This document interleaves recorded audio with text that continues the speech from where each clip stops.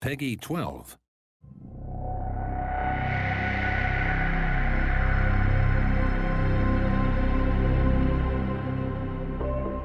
I'm Łukasz Żarnowiecki. I'm CEO and lead programmer in Creative Forge Games. For a long time, we all were big fans of space RTS games. We were wondering why nobody makes another full 3D RTS. So one day, we simply decided to fill this gap in the market. Navigation in Ancient Space allows full 3D movement, meaning you can order your units in all three axes. The Ulysses 2 expedition will need to defend itself and its allies from hostiles. Objectives range from regular defend, seek and destroy, capturing ships and installations, to transporting sensitive cargo and pursuing fleeing craft.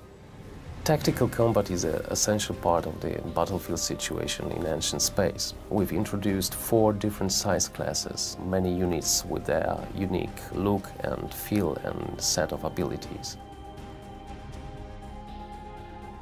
There are really many great-looking space games, and we wanted to set us apart. In order to do it, we came up with the idea of the Black Zone, which is a portion of interplanetary space filled with gases, asteroids, and all kind of debris. We wanted to make our space in Ancient Space more of a living environment, like the coral reef. Throughout the campaign, you collect module schematics that you can exchange for carrier upgrades. In addition to that, your flagship can change setups from a more support-oriented to a more combat-oriented.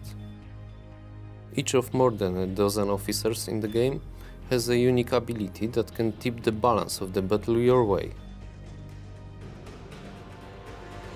Looking at Ancient Space, we knew right from the start that it would be really hard to have a story where the characters would be the central parts. So instead, we focused on the actual mission. One of the first things we said was that Ancient Space was a NASA mission and not something like Star Wars, which is very operatic and heavy on melodrama. It's not a rip-roaring adventure, it's a little bit more of a contemplative mystery kind of thing. During recording, we actually had NASA transmissions for the actors to listen to. And even if there are dramatic events unfolding, the characters will always keep their level professional edge. It was really important for us to get the right voice actors. We ended up with something really special, I think, where we have actors and one actress from just about every corner of sci-fi fandom.